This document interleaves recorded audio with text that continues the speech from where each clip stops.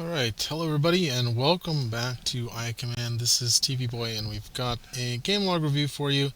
This is from round 3 of our May tournament series, monthly tournament. For season 9 we've been running a tournament every month where the winner gets a set of custom dice and everybody who plays gets some nice tokens mailed out to them. And this is, we do 3 rounds, so 3 weeks, 1 round a week, and then a top 4 cut. So this is the final round of Swiss, so the 3rd round, and then this will lead into the top 4. And we've got Derek versus Herbie, and both players are undefeated going into round 3. And we're going to see the Rancors again. Actually, really Herbie's trademark list. He came up with the double Rancors and was playing it a lot since they got updated in Season 7. And he's going to be playing the more traditional version, the Scum version. We've seen Empire version do well and be successful this season under Alex, aka Destruct 1. But these are the old school ones. These are the Scum ones, and Herbie's running Beast Tamer with them as his attachment of choice to keep them alive and increase their durability. You can see it on the screen here. A creature attachment that lets them surge to recover 2 damage. It also gives them a damage boost when they attack a damage figure. So Beast Tamer is going to be the movement card of choice for these Rancors in Scum. And Herbie is playing against Derek. And Derek is playing a Rebel list, but with a little bit of a Scum flair. He's got Han Solo, Ko-Tun, Rebel Care Package, Bodhi Rook, and then Saska is bringing the Scum flair, the Nurse Droid IG-11 coming in. A popular inclusion in Rebel lists, I've noticed. So like I said, Rancors have been pretty popular this season. We had 3 Rancor lists in the April tournament. This tournament we actually had 2. We had Herbie and we had another player that I actually think was on the channel, Bacon second. I ended up unfortunately beating him in round 1, so that was the other Rancor list. And both of them were Scum Rancors, so no Imperial Rancors this tournament. But we'll see. We've got one more tournament coming up in June, so if you want to play in our online tournament series, this is going to be your last chance for Season 9 before we head into the playtesting period for Season 10, which lasts for about 2 months, and we pause our competitive circuit so we can get those cards tested and ready to go. So if you do want to play, win those dice, it's free to enter. It's absolutely free. You can jump on our Discord. I'll put a link in the video description, but you do have to be in our Discord to play, so that way we can organize it. But let's get into the gameplay here. We're playing on Counter Slice. This is ISB Training Grounds map where players have to pick up the 2 taps in their deployment zone to be able to interact with the caches, or what are they called here? Databanks on the map, which are the neutral mission tokens. These databanks are worth 2 VPs at the end of each round if the player controls them, but if a player with a tap, or excuse me, a figure with a tap interacts with the databank to flip it to its colored side sometime during the round, then they are worth 5 VPs each if they're on their colored side face up. You can also flip them to their non-colored side if they are on the colored side, and that costs an action, and it costs an action to pick up the taps. So let's get into it. It looks like Derek, and by the way, I have given up on the little scorecards on the top. They're too finagly to, it's not, I can't manipulate the map and zoom in. If I do they go out of focus. They go out of position. So instead, I have just let the map explode out of its little frame, and we're going to just have it be big like this. And once the players get into the middle of the map, I'm going to zoom in, but I'm zoomed out so we can see the deployment zones and the initial deployment. So anyway, Derek's got initiative and has, actually does he? Yeah, no Diva Scheme. Oh, I've got Derek's list in both windows. Let me fix that. There we go. Now you can see Herbie's list. He has the double Rancors with the Feeding Frenzies. He's got 2 groups of Jawas, Jabba the Hutt, Dr. Aphra, Bib, Fortuna. He's got Smuggling Compartment, Beast Tamer, and Unshakable. So there is Herbie's list. Sorry about that. And alright, so Derek has has the initiative. It's always random. So Derek randomly got the initiative and has decided to go with the red deployment zone. So this will be an interesting match to see. Looks like Derek does need to resolve his smooth landing here with Bodhi. Basically, it's exactly the same as Hera Syndulla's ability, but on a 2-point figure, and without the 3-dice attack, and without the +1 damage, +1 surge ability. But he does give plus accuracy if the figure is spending a power token when it attacks. Oh, okay, hold on. It looks like Herbie has initiative, and so Herbie took the blue deployment zone. And I wonder if the chat, they're in the chat. Yes, they are in the chat, so I can actually read their chat as they're playing. Their text chat. By the way, if you ever wonder what the little numbers are in the scorecards during tournament games, that is the players use that to note the time, the ending time, so that both players are aware when the timer is up. Okay, so we're doing Ko-Tun's deployment token. After deployment, she gets to distribute a token. It's going to give an evade to Han, and this is notable because Han has cunning. And there's no Jin in this list, but Han has cunning, so he benefits from it. This is the old one. I don't know how to make it turn into the new one, but anyway, that's the old Han. So going to give an evade token to Han. Derek's got the range, and he's got the attack output. He's got 4 attacks between Han, actually really 5 attacks between Han, IG-11, and Ko-Tun. 6 if Han gets an end of round or a return fire attack. But we'll have to see if it's going to be enough to bring these Rancors down quickly enough for it to matter. They are both damage sponges for sure. So Derek's going to start off by drawing a card with R2-D2. Herbie's going to focus up the Rancor.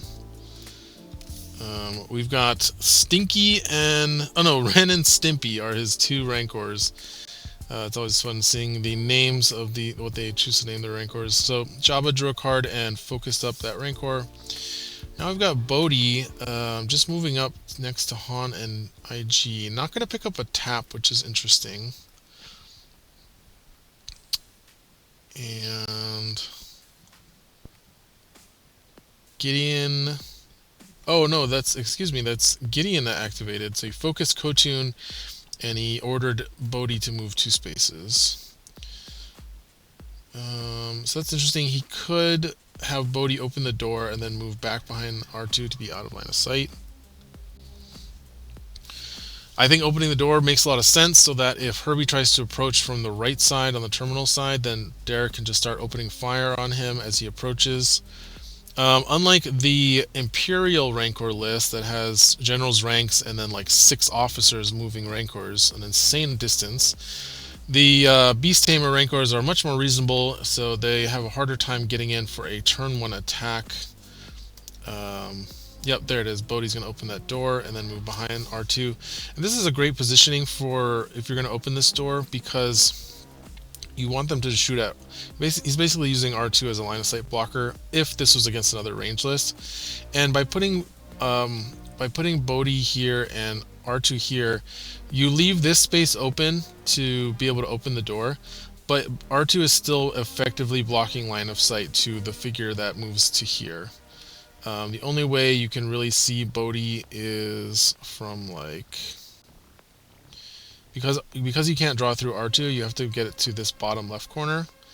So like you have to move all the way up to this space to be able to attack Bodhi. So that's really good positioning if you're playing on this map and you're trying to figure out how to get that door open without exposing your figure too much. If you have R2-D2, R2-D2 is really great for taking those kind of attacks. You could also use an Alliance Smuggler, if it's especially a hidden one. Alright, so Dr. Aff are going to open the door for Herbie, so now both terminal doors open. Oh, okay. Moves C-3PO up, focuses Han, and then is standing next to Bodhi, and R2. Normally you wouldn't want to put 3PO there for line of sight reasons, but this makes sense to give. He wants to give R2 that extra evade from distracting and Bodhi, so that he can reduce the chances that Herbie is going to get the cleave surge with the Rancors. And of course it did that.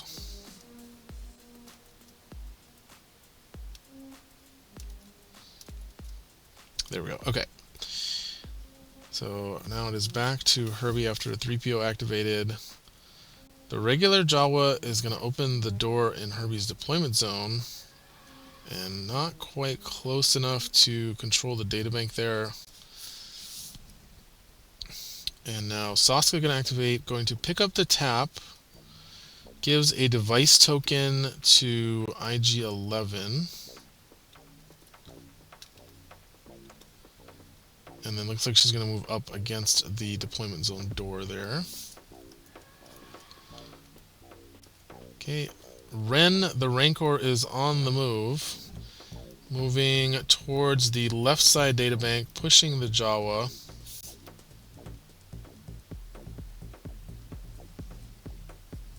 And yeah, we should definitely label the deployment cards.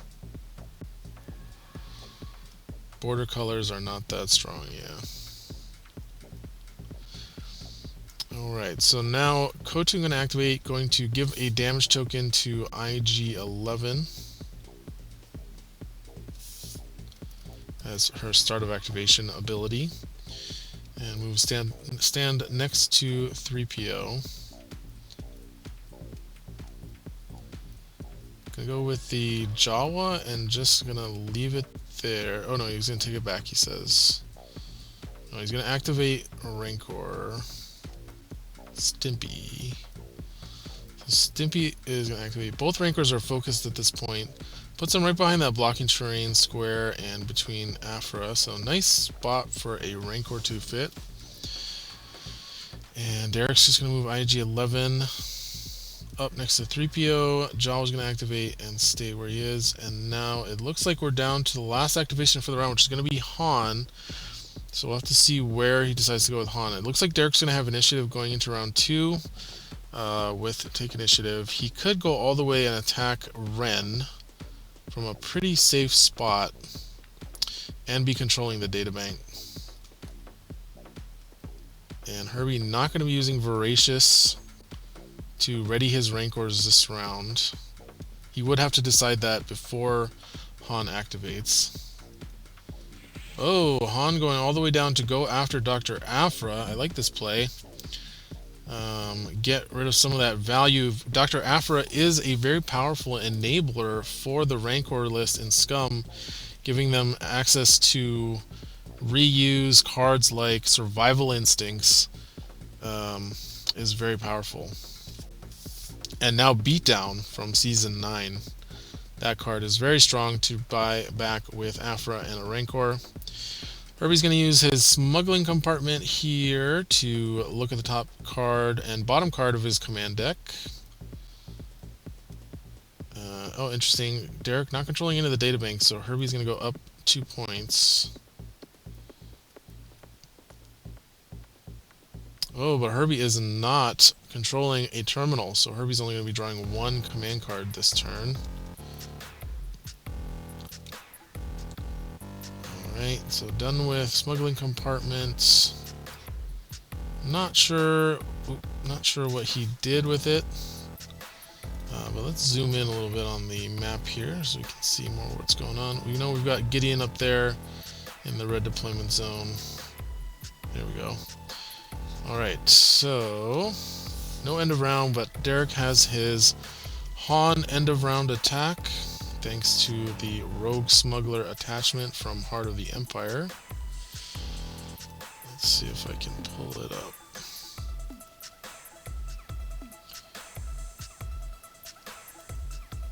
There we go. And this is actually what it looks like if you apply all the changes from it. So end of round shot, going after Dr. Afra with a focused shot. And let's see. 2, 3, 4, 5, 6, 7, 8. I think he's got her. Oh, no reroll. Dead. Went down in the first attack. So Derek going to be able to deny Herbie a lot of command card value there, and also goes up 4 VPs. And now he go into the start of the next round, start of round 2. Derek's going to get the initiative here. No start of round for Derek, and no start of round for Herbie either, which means Derek's going to be able to activate first in round 2. Oh, Derek has start of round. He's got second chance here. And he's going to play it on Han? Yeah, he's going to play it on Han. Okay, and now Han going to activate. And going to start blasting out that Rancor. I mean, I say blasting. He's not focused, and the Rancor's got 2 defense dice. So he's going to start whittling down that Rancor. And the Rancor able to stop that surge for +2, but Han does have a reroll. That's not bad. So we're going to be 3 damage to the Rancor.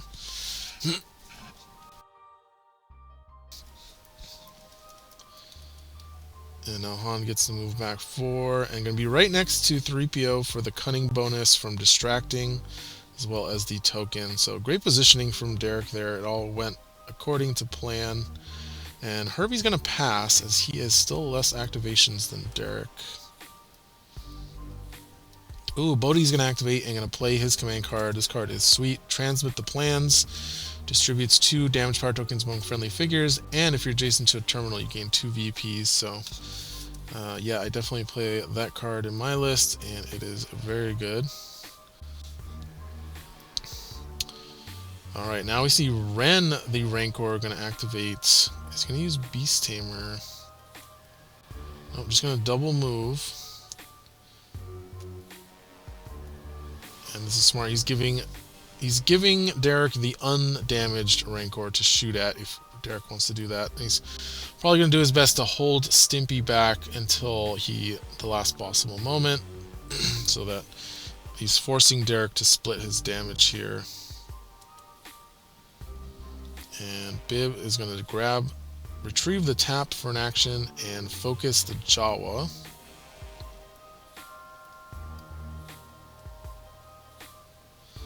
Derek says waiting for Jabba to grab the other tap. Yeah, he is standing right next to that tap, but it is unlikely that Jabba will be spending an action to do that. Alright, the Jawa on the left side is going to move up next to Ren the Rancor, and I assume that's going to be a voracious turn. Nope. It's going to wait for... Okay, here we go, he says. So, Stimpy, the damage Rancor, going to use Beast Tamer. Whoa, he's going to double move, triple move, it looks like, to overlap R2, IG-11, and Han. And that's going to cut Han off from distracting. Derek says, I don't like that.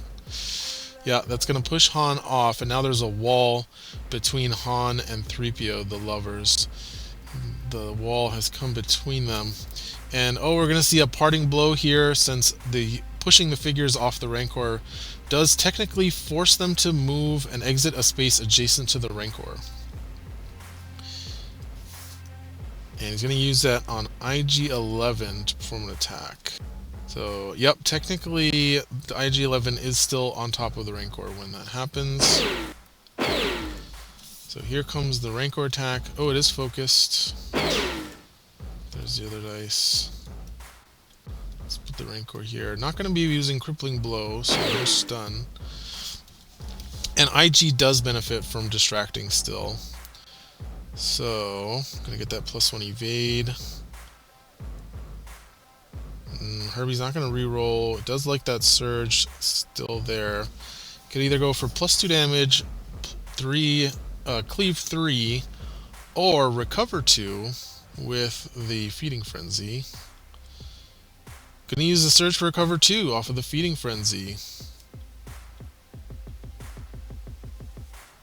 And so it looks like he's going to be doing 1 damage to IG-11 there. And that's going to stun the Rancor. Oh yeah, Derek's going to use Exposed Weakness here. Looks like he's activating IG-11. It's a card that he ended up adding to his deck in the second round of the tournament. And he's going to use it on the Rancor for the Pierce 3. Nice. Oh, Negation though, going to stop it. So Herbie plays Negation to cancel the Exposed Weakness, which would have given Derek's next attack on the Rancor Pierce 3. Okay, Derek going to use Rapid Fire with IG-11 to perform 2 attacks with a single action. First one's going to be focused with a damage power token. And oh, he's stopping the only surge there. I think reroll the blue makes sense. Yep, Derek rerolls the blue with the targeting computer. And no surges going through, but lots of damage. Looks like 7 minus 3, so 4 damage into the Rancor. Oh, he does have the device token from Saska, but it's limit once per round for all of Derek's figures. Can only use Saska's device tokens once per round between them.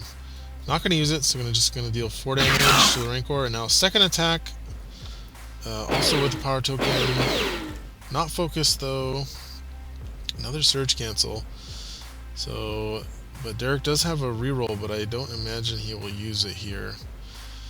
We're doing 5 minus 1 is 4 damage. Oh, he is going to reroll and use Power Converter from Saska to change it to a red die. So we were doing 3 damage, we said before.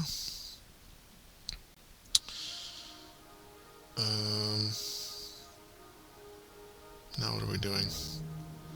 We lose the surge for +2. I think it was the same. Oh, he's going to try and reroll the green with just the targeting computer? No, he's not going to reroll. 5 damage. Oh yeah, because of the power token. Alright, 5 damage. And now for the second action. Focus Jawa hasn't gone yet. Derek says he can't hide from him. Ah, but he's going to move to take the terminal.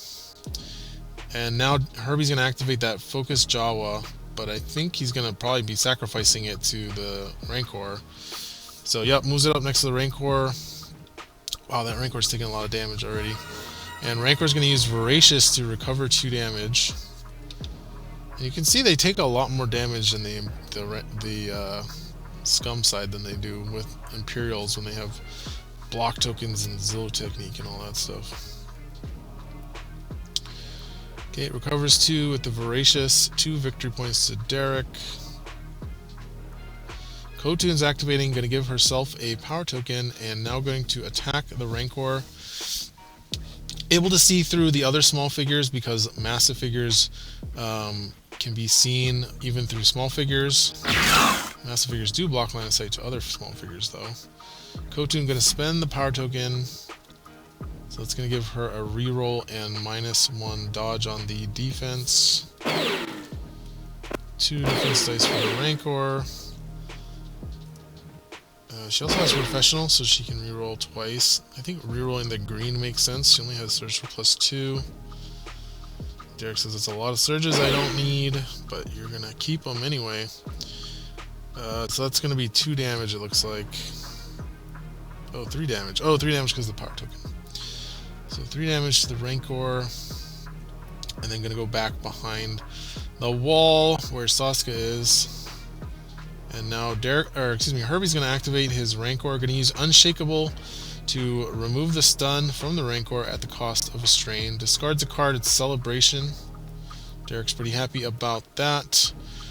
Oh, but probably not going to be happy about this. Rancor is playing Pummel to be able to attack with both of its actions. Oh, Derek has Calm Disrupt. Oh, Herbie has a second Pummel. And yes, you can play a second Pummel. Normally, if you get a card Calm Disrupted, you can't use the same card in the same timing window. But Pummel doesn't have a timing window, so it's really weird. It's a weird rule, but the second Pummel is going to come down for Herbie. Pushes through the comm disrupt there. Derek says, very happy I killed Afra, because yes, Afra can also rebuy pummels. So she's very good in this list. So first attack is going to be on 3PO, who's giving out all those extra evades. And not going to do any... Oh, he is going to reroll. Interesting. Herbie's going to reroll the green die. Takes a strain for the trained ability to reroll. Discards ferocity from top of his deck. He's fishing for those surges to get the cleave and the recover that he wants. Not happy with the one surge. And Derek is going to reroll with cower and gets an evade, so going to be able to stop those. But 3PO does die at least, but not going to be able to do any cleave or recover on that first attack. But here comes the second attack with pummel, targeting Bodhi. Oh, there's the dodge, and that's it for the Rancor's activation. I'm surprised these Rancor players don't play Feint, card that lets you cancel one of your attack dice to cancel a defense dice, but maybe they do. I have not seen any of them play it though. Alright, actually I could probably just look at their list. Let's see. Nope, not playing Feint. Should be playing Feint. Okay, so Saska is going to activate, and when Saska activates, Ren the Rancor is going to eat the Jawa in the middle of the map to reactivate. Derek gets 2 points from the Jawa. Saska going to activate, going to give a device token to Ko-Tun, and now going to take an attack on the Rancor here, on Stimpy, who has just 4 health left, but this is an unfocused attack from Saska.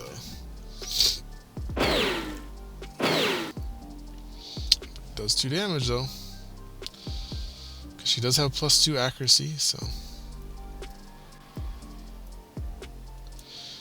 Ooh, Jabba gonna activate and going to use Order Hit, so 2 actions, spend 2 VPs, and a scum figure can perform an attack. Gonna go for Bodhi once again, and he blanks this time, and 2 surges, so I think Herbie's pretty happy about that roll. That is going to be a dead Bodhi, cleave 3 and recover 2. And cleave 3 onto Han. Able to deal some damage to Han without triggering. His return fire is always nice. But it looks like we are going to be triggering return fire this round, but without cunning at least. So focused Rancor attacking Han. Ooh, with crippling blow. Which means that if Derek doesn't have on the lam right now, his Han is going to be in trouble next round. Gonna spend the evade token here. Ooh, and the cleave damage triggers the feeding frenzy on the Rancor, which means it's gonna get +1 damage to the attack. Yeah, it's if the target is damaged. It gives you +1 damage.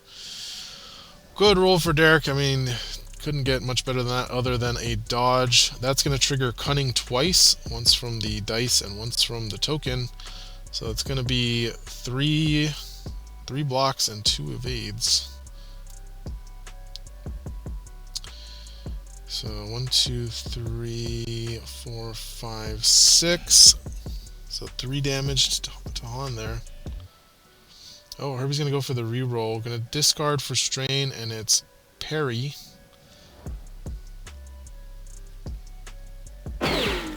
Ooh, it got worse. 4 damage to the Rancor. 1, 2, 3, 4, 5. Oh no, it actually got better because that's a surge for +2 damage that goes through. Nice. So it went from 3 damage to 4 damage because of the reroll. And what's this being played? Ooh, change of plans.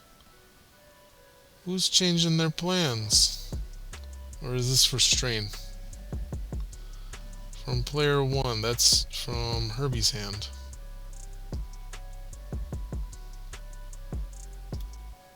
Oh, he's gonna discard that to add a damage. Now,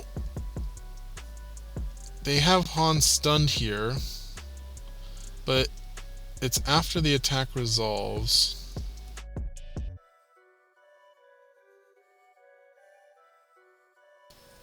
Oh yeah, you know what? Because you do attackers first and then defenders. So that's... oh, that hurts. That is really good against Han.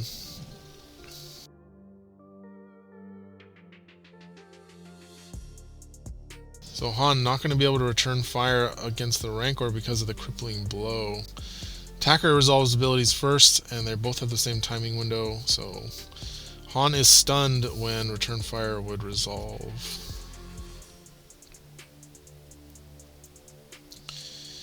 Yeah, wish there was a way around that stun. Alright, both players going to be drawing, and oh my, both players controlling each other's terminals here.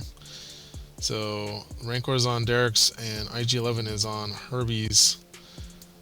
And both Rancors are still alive. However, Derek has all of his attacking figures still, although Han is in pretty dire straits and doesn't get to do his end of round attack either, which is really rough.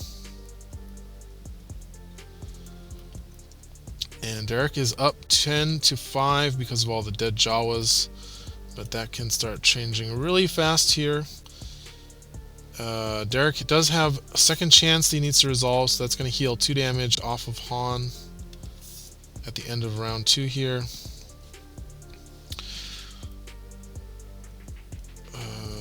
Herbie did spend the points.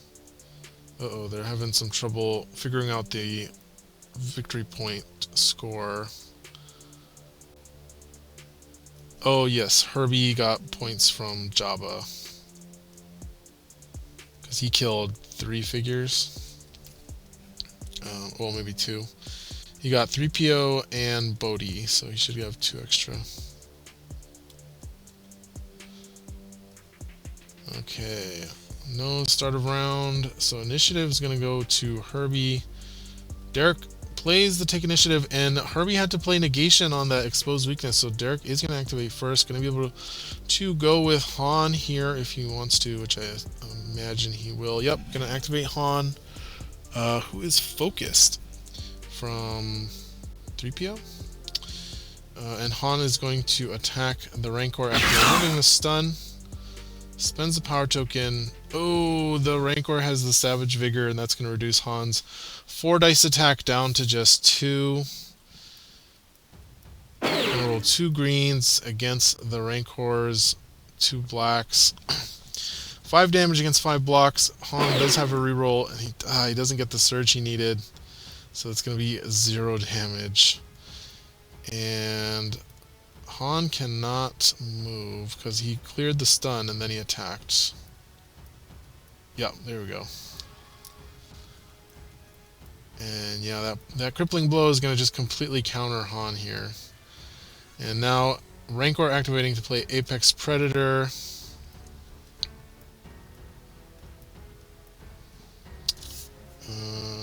Oh, he needed to use Beast Tamer first. Stimpy is going hunting. So he's going to be focused, hidden, and get 2 power tokens for Apex Predator. And going to go all the way over to Derek's deployment zone to find Ko-Tun and Saska. And going to attack Gideon. Let me scroll up a little bit here. So the Rancor going for Gideon here. Crippling blow on Gideon with a surge token, or with a surge from the hidden, I should say. So 2 surges, and gonna recover 2 from Feeding Frenzy and cleave 3 onto Ko-Tun. Cleave 3 at the Feeding Frenzy is a really good combo, and the recover 2 obviously makes them tanky. Oh, he's gonna do... Nope, he's gonna surge for just recover 2 and the +2 damage. So that way he gets the kill on Gideon.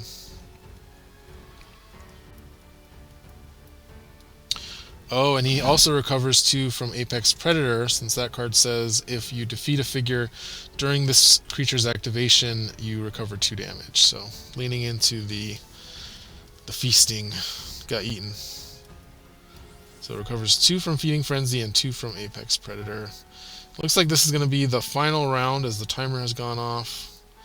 Derek's wondering if he's going to even be able to kill this first Rancor. IG-11 going to activate. And looks like he's going for Bib. Going to attack Bib down there. With a Rapid Fire. Rerolls for 5 damage, which should be a dead Bib. And now going to be able to attack Jabba. There's the reroll, and it looks like we're doing 4 damage. 4 damage to Jabba there.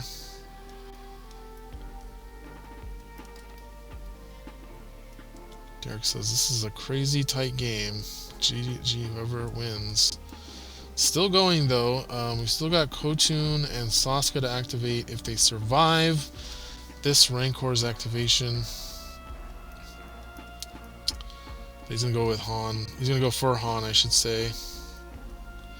And Han has On the Lam, which means he's gonna be able to trigger. He's gonna be able to trigger Return Fire, I believe. If it did not miss, yep. So he's gonna be able to Return Fire and get away from the stun. But he's not gonna use Return Fire. Interesting. Okay. Ko-Tun gonna activate, opens the door, and goes down to the data bank. Okay, no, he's undoing that. He's gonna go with Saska to contest the 2 data banks on the right side. Gonna eat Job. Oh yeah, because Jabba's gonna use Order Hit either way.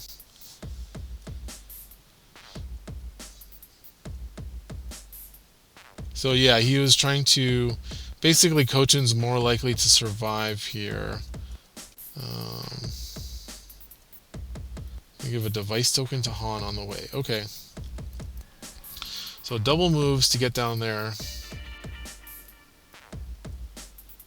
And Herbie's saying he needs a miracle here. I mean...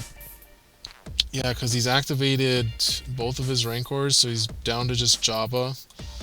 So he needs to Order Hit to what? Kill Han, but he can't reach Han. Derek put Han in like the perfect spot. Oh, if he kills Saska here, right? He needs to one-shot Saska, and he doesn't have Bib anymore. If he kills Saska, then he goes from 9 to 13, and I think he wins on points. He wins on objectives because Derek can only get to the databank on the left side, and that Rancor healed up so much it's going to be impossible for Ko-Tun to kill Stimpy anymore. So yeah, it is going to be very close.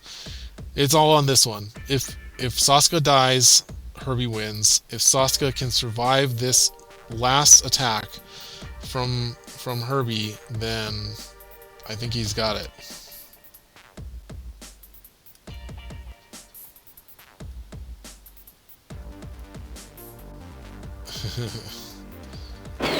No on the Lamb.